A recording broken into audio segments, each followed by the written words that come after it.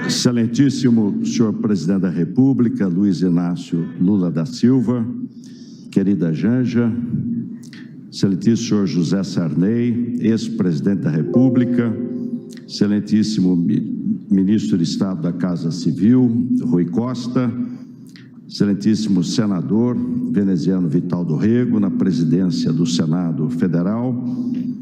Quero cumprimentar aqui os ministros do Supremo Tribunal Federal, do STJ, todas as ministras e ministros aqui presentes, parlamentares, governadores, embaixadores, querida Lu, amigas e amigos. Assumimos no último domingo a vice-presidência da República e com ela o Ministério do Desenvolvimento, Indústria, Comércio e Serviços. Primeiros agradecimentos ao presidente Lula e aos brasileiros e brasileiras que, confiando o voto na nossa aliança e chapa, tornaram possível o resultado das eleições e o novo governo. A hora é de agradecimento e de compromissos. Compromissos com a sociedade civil, com o setor produtivo, os trabalhadores, a indústria, comércio, setor de serviços. Compromissos com os nossos colaboradores, os nossos analistas do comércio exterior, especialistas em política pública e gestão governamental e outras carreiras essenciais para a máquina governamental. A valorização da nossa missão passa necessariamente pela valorização dos nossos quadros de pessoal. Esta é a nossa obrigação interna primária. A hora também determina que sejamos claros quanto aos nossos propósitos. A hora é união e de reconstrução, como dita o nosso lema desde o último domingo. União, porque o esforço de reindustrializar o Brasil, de aperfeiçoar ainda mais nossa agroindústria e todo o parque industrial, agregando-lhes mais valor e de incluir os trabalhadores e trabalhadoras brasileiros em nossa economia, não são tarefas episódicas, mas uma obra de todo o governo comprometido com um futuro melhor e mais justo para o nosso povo. E de reconstrução, porque depois de 4 anos de descaso, de má gestão pública e de desalinho com os reais problemas brasileiros, o presidente Lula, com acerto, determinou a recriação do MEDIC como uma medida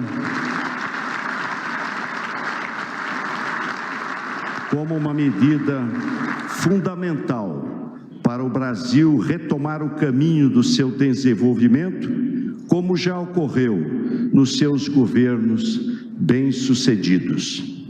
A reindustrialização é essencial para que possa ser retomado o desenvolvimento sustentável e que essa retomada ocorra sob o único prisma que a legitima, o da justiça social.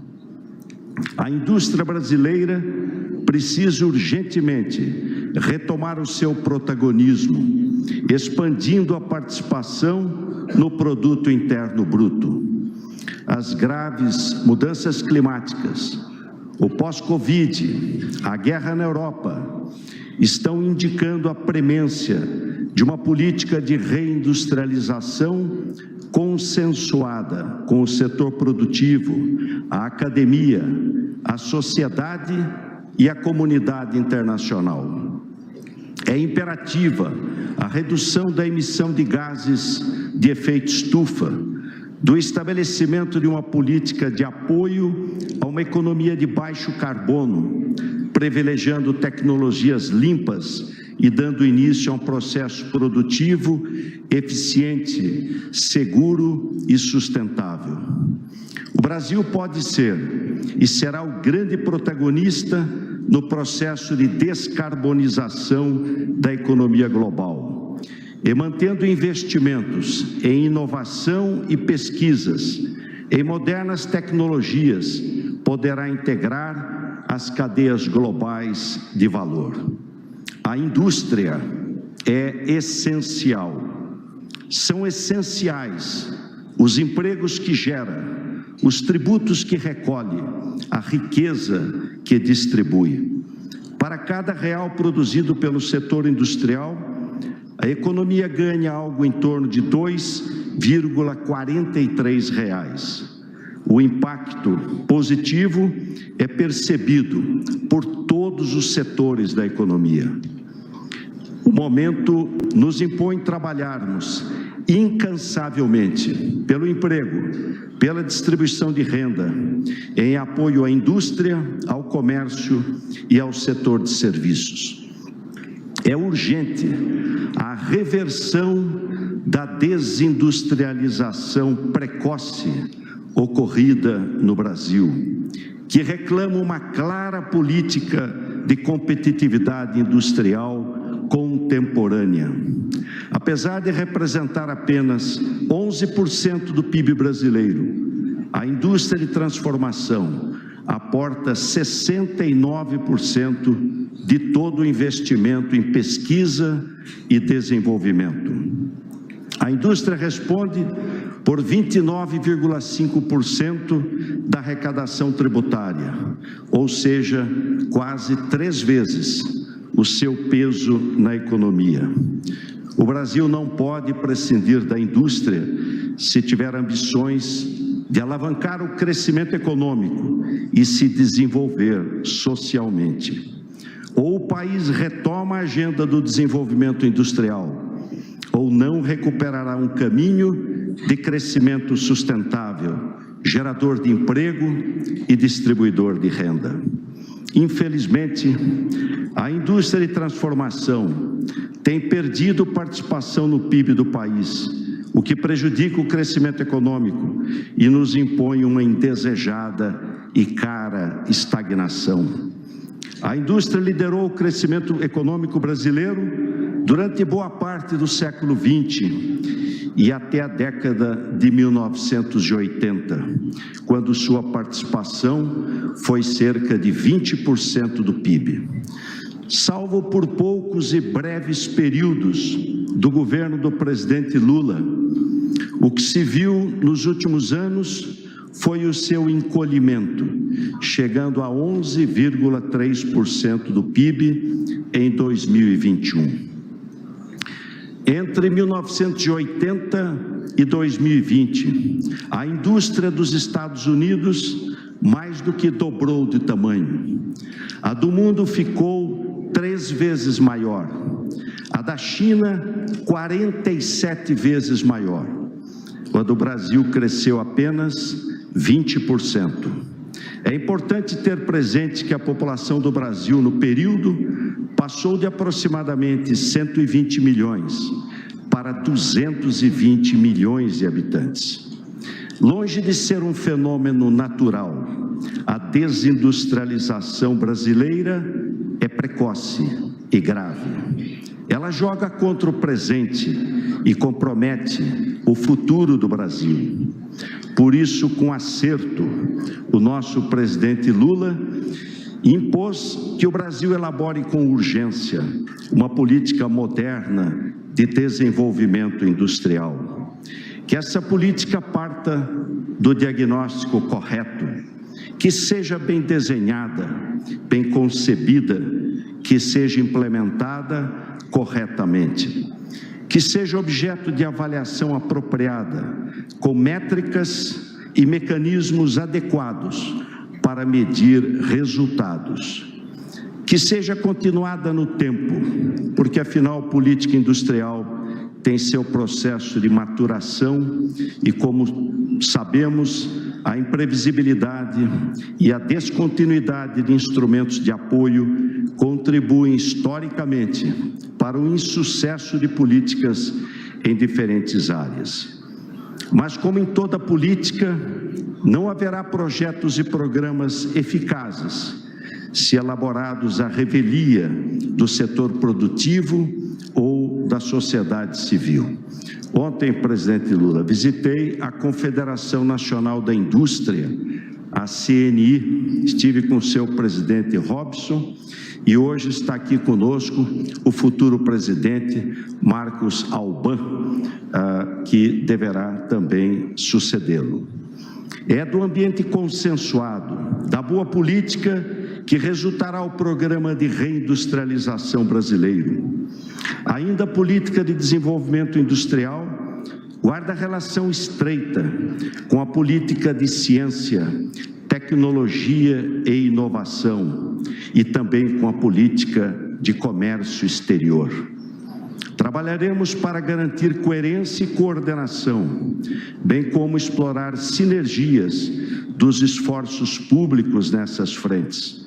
Nós sabemos que poderemos sempre contar com o apoio de nossa ministra de Ciência e Tecnologia, Luciana Santos, e do nosso chanceler, Mauro Vieira.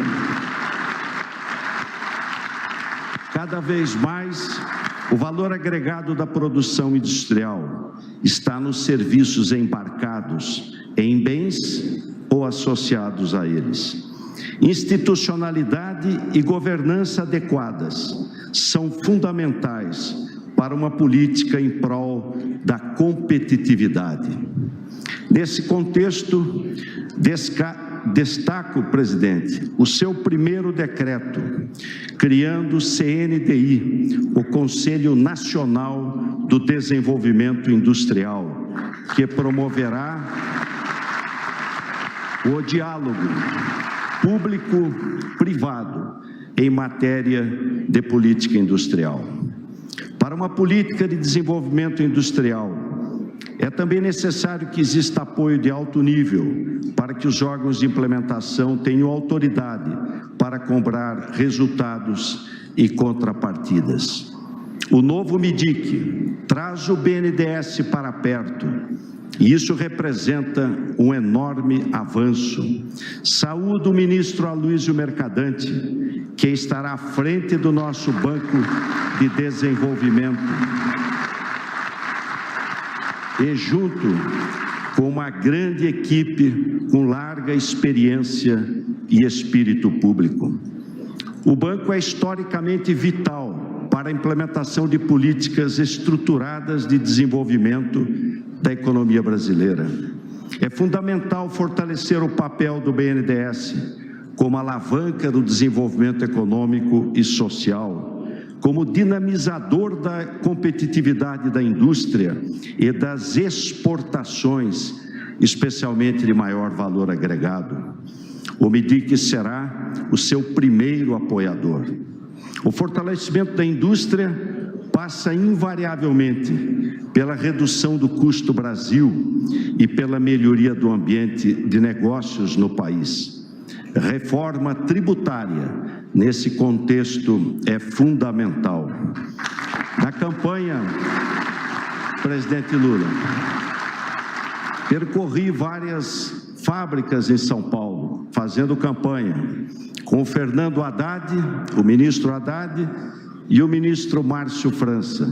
Fomos em Sumaré, numa fábrica de 50 colaboradores. Fomos em Bebedouro, numa fábrica de mais de 300 colaboradores. E em todas elas, ouvimos a necessidade da simplificação tributária, do avanço na questão tributária. Uma política industrial contemporânea para o Brasil passa ainda pela digitalização e pela sustentabilidade, e também pela inovação e aumento da produtividade. Na agenda da digitalização, é necessário favorecer a produção e difusão de tecnologias da indústria 4.0. Há muito a ser feito, porque infelizmente muito deixou de ser realizado no tempo certo. O setor produtivo tem sido duramente penalizado pela ausência de uma política estatal hábil e eficiente. Na agenda da produtividade, é fundamental a qualificação da mão de obra, dos recursos humanos para o novo mundo do trabalho. O SEBRAE, como todo o Sistema S de apoio ao Estado, realiza aqui um trabalho relevante. A agenda da sustentabilidade, por sua vez, é fundamental para o futuro da indústria do Brasil. O novo MIDIC contará com uma Secretaria de Economia Verde, Descarbonização e Bioindústria. E trabalharemos em parceria com nossa querida ministra Marina Silva. Essa é uma agenda prioritária, inclusive para assegurar a competitividade do produto nacional no comércio mundial. A política industrial brasileira precisa estar em sintonia com as necessidades da sociedade mundial. A sustentabilidade é ponto de partida de toda a política industrial.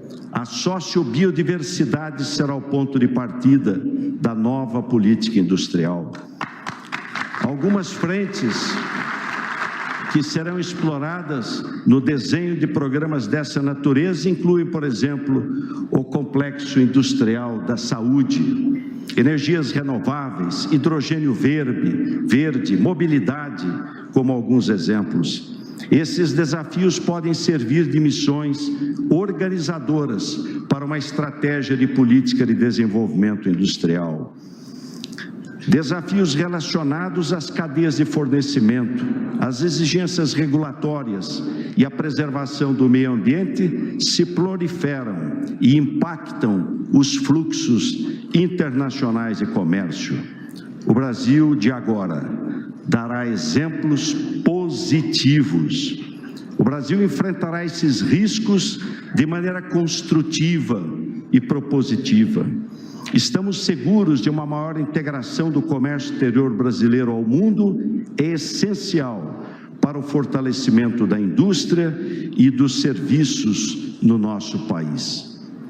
Ao mesmo tempo, mudanças no cenário internacional também geram oportunidades para o Brasil. Disputa geopolítica, mudança nas cadeias globais de valor podem representar uma oportunidade para o Brasil atrair investimentos produtivos e aumentar as exportações industriais. Porém, para isso, o país precisa desenvolver estratégias adequadas, focadas nas condições que possibilitem o desenvolvimento produtivo e tecnológico, bem como a inovação no país. Nosso presidente Lula recorrentemente indica que a nossa missão será de resgatar o papel que o Brasil merece ocupar no comércio exterior, e ele já deu mostras de que sabe fazê-lo. Neste cenário, fácil perceber que diálogo com todo o setor privado brasileiro será fundamental. Não chegaremos a resultado algum se pretendermos atuar desalinhados com o setor produtivo. O empresariado brasileiro é qualificado, resiliente, atento às transformações e às demandas mundiais.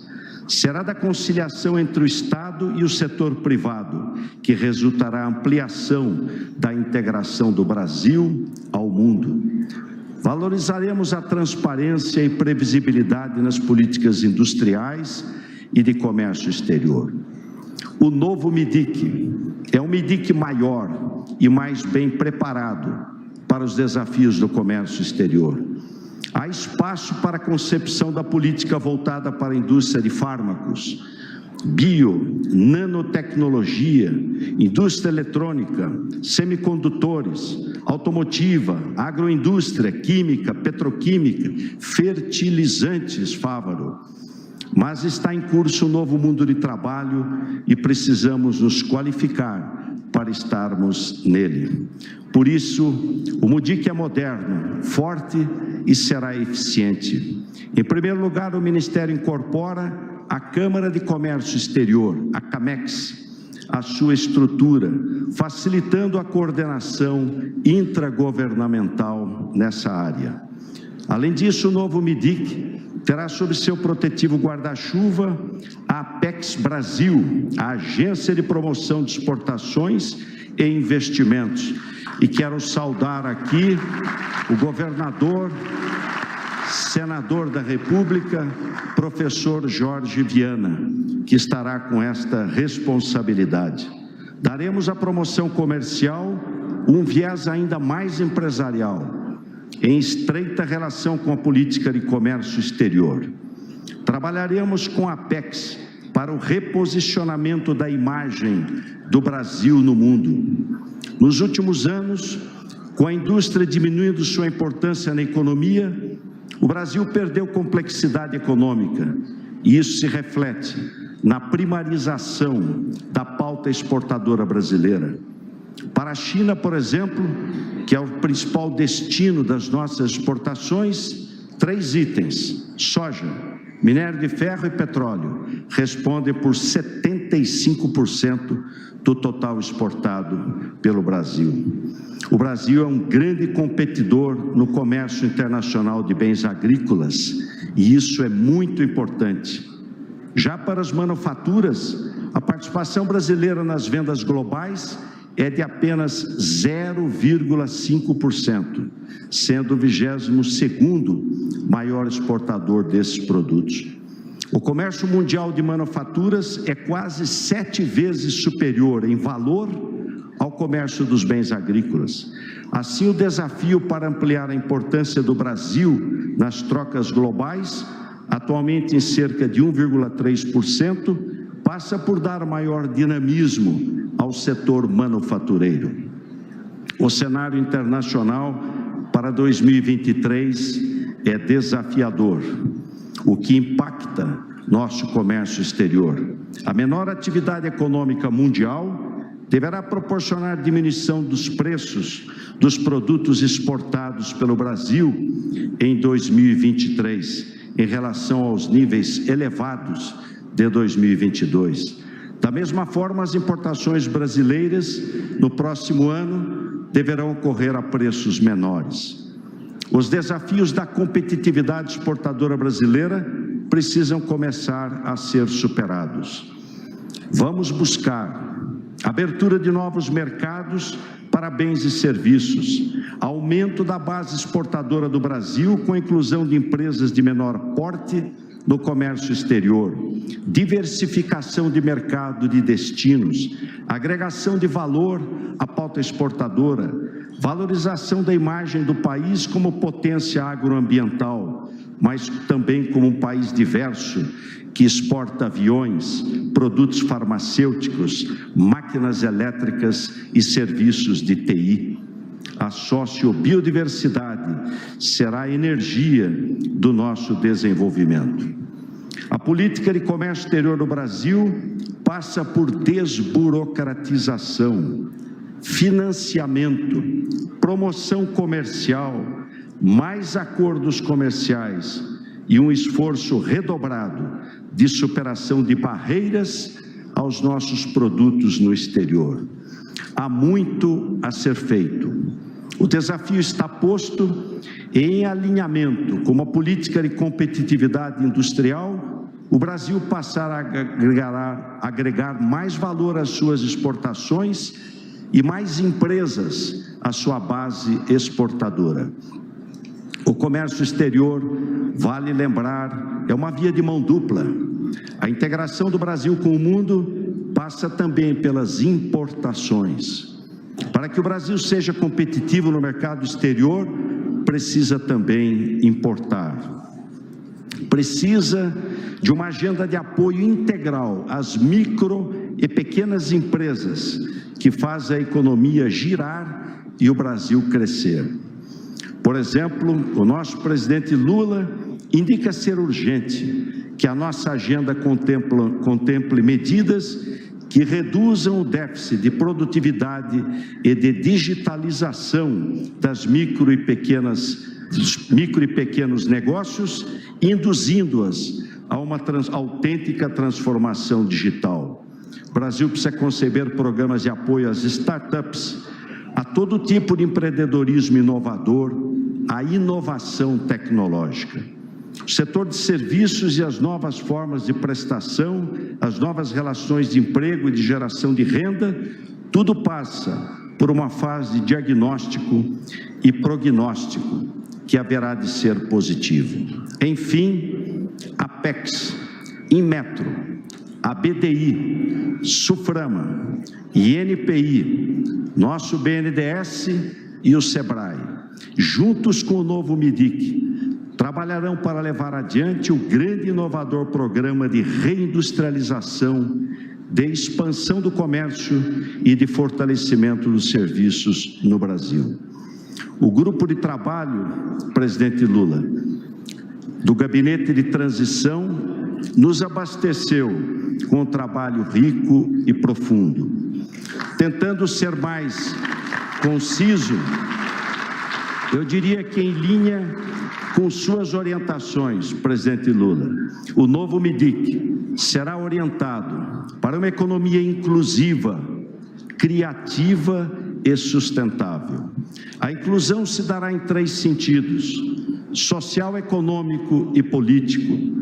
Trabalharemos incansavelmente ao lado dos demais colegas da esplanada para criar mais empregos de qualidade, com carteira assinada e todas as garantias que o trabalhador deve ter. A inclusão terá um sentido econômico. O senhor presidente Lula enfatizou em seu discurso de posse que a desigualdade é uma das maiores chagas do nosso país. O Brasil é um país socialmente injusto e economicamente desajustado. A exclusão dos mais pobres e a inviabilidade econômica até para quem detém alguma capacidade de investimento. Nesse sentido, nós superaremos a lógica de soma zero, que coloca setores econômicos uns contra os outros. Partiremos da premissa de que o que importa no século XXI é agregar valor à nossa produção, seja no campo, seja na indústria, seja no comércio, orientando para que a economia e que todos os setores produtivos se sofistiquem e se reforcem mutuamente em um espírito de ganha, ganha, ganha.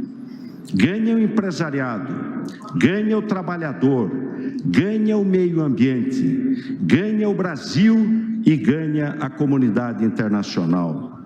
Terceiro, a inclusão terá uma acepção política.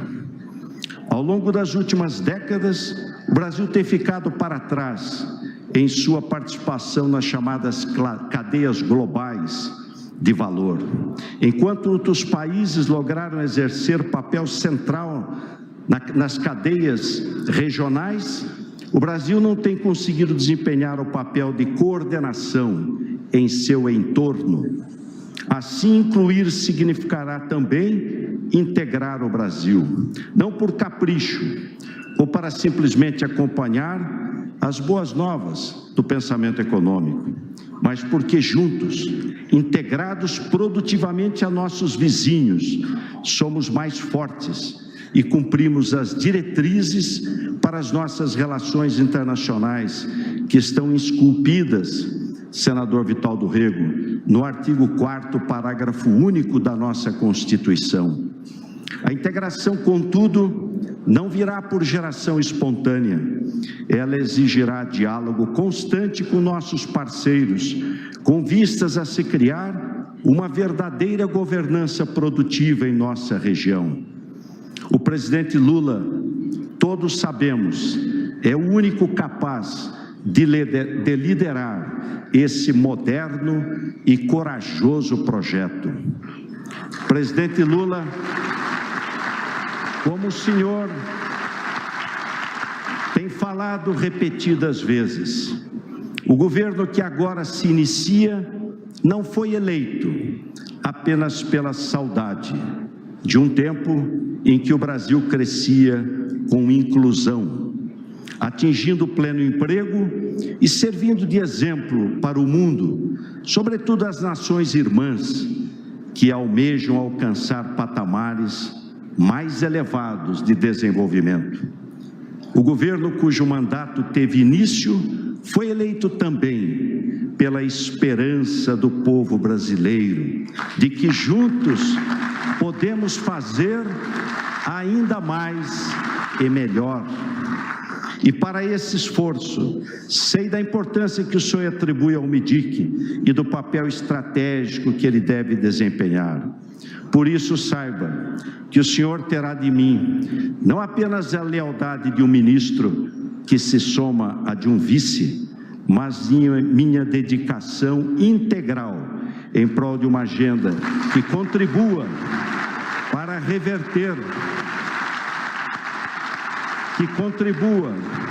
para reverter os resultados inaceitáveis que nossa economia vem acumulando nos últimos anos. A criação do MIDIC, ainda em 1960, foi o ponto culminante de uma agenda de industrialização protagonizada pelo presidente Juscelino e o plano de metas sintetizada no lema 50 anos em 5. Todos sabemos a importância histórica daquele plano de metas e os resultados que alcançou. O nosso MIDIC é o da reconstrução da indústria, da expansão do comércio e do fomento ao setor de serviços. Na galeria dos ministros de Estado que construíram o Ministério da Indústria e Comércio e Serviços, encontramos o grande e exemplar Ulisses Guimarães. É de Ulisses a máxima de que as nações democráticas e de economia de mercado são mais ricas e as mais fortes. São ricas por serem democráticas e não democráticas por serem ricas. Por isso mesmo, quando colocada em risco a democracia, a crise política acaba por fomentar terríveis crises econômicas. A inabilidade política tem custo. A inabilidade política tem custo e é socialmente injusta, porque penaliza o mais pobre e inviabiliza a atuação econômica produtiva. Na normalidade democrática é que o país pode crescer e se mostrar justo para o seu povo. A nossa união, presidente Lula, não é episódica, de ocasião ou por uma eleição. A nossa união é por um país, por um povo e por seu direito de viver em um regime democrático e num país verdadeiramente produtivo. Tenha em mim, presidente Lula, aquele a quem o senhor poderá confiar sempre a primeira e mais árdua missão, porque é inabalável o meu compromisso com o senhor, o seu governo e o nosso país. Que venham dias de crescimento e justiça social. Obrigado.